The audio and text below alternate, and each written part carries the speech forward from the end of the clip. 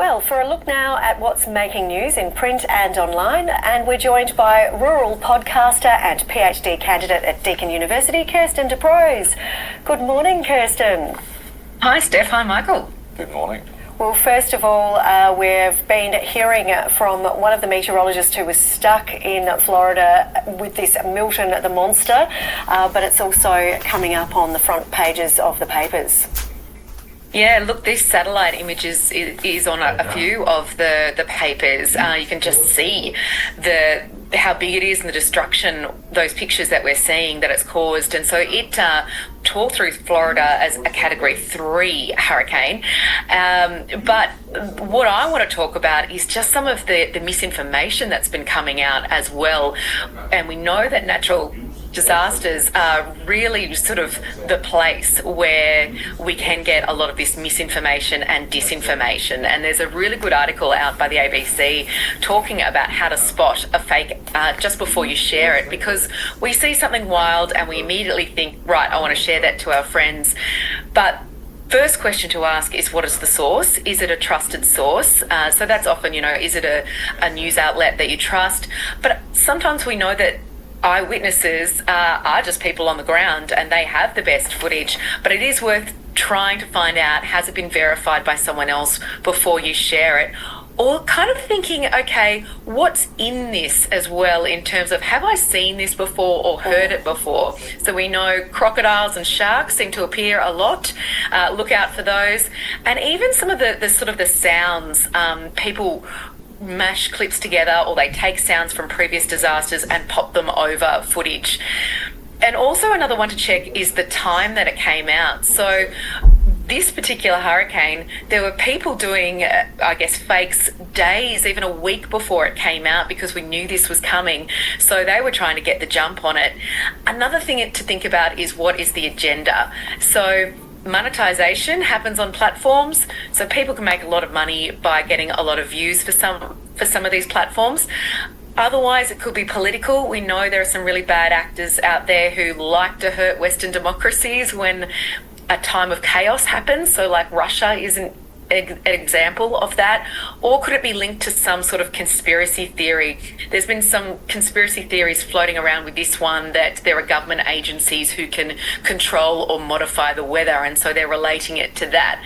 And there was a photo as well that used AI recently of Trump with the previous hurricane, Helene, which had an image of him helping a boy out of water.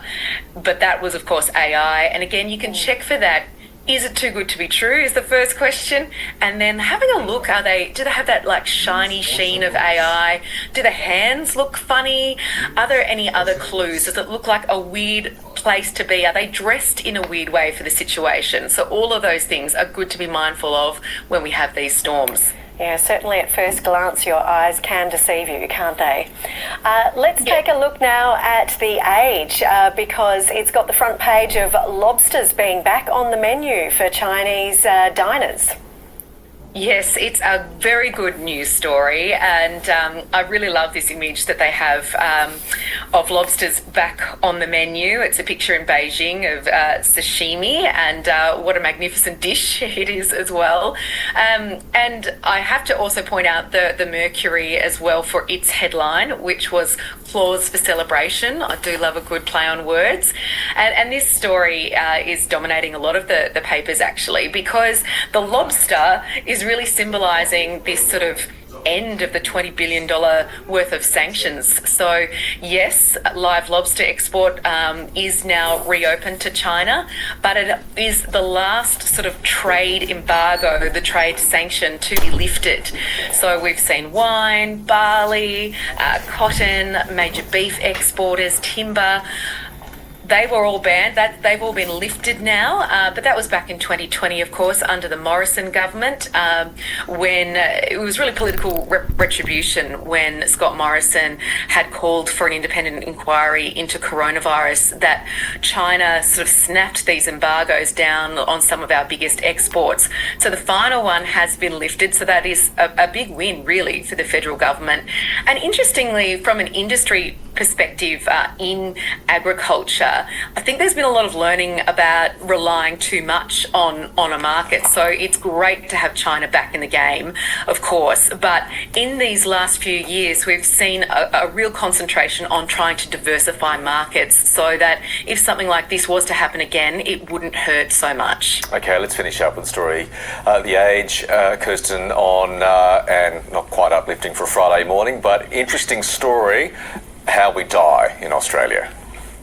Yes, I know. A great topic of conversation over breakfast, isn't it? But how we die is indeed an interesting topic because it looks like it's changing.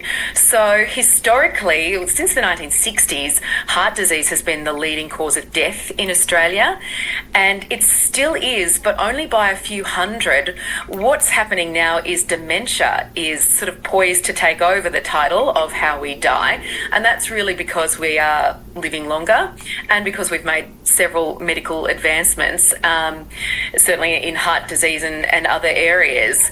So dementia, which of course includes Alzheimer's as well, is overtaking. It already is the leading cause of death for women. Heart disease is much more prevalent in men still, but that's certainly something that we're watching. And look, I know that this is a bit macabre for the morning, but it is worth having a look at these statistics. It's from the Australian Bureau of Statistics, and the head of mortality statistics is the person who has put this together, which I think is a great title, great one for dinner parties. But there is some really interesting information about, alcohol, drugs, other causes of death that is really worth a look at. Thanks very much for that, Kirsten. Imagine being a situation where you were actually saying to somebody, oh yes, I'm the head of mortality. It would just be a conversation stopper, wouldn't it?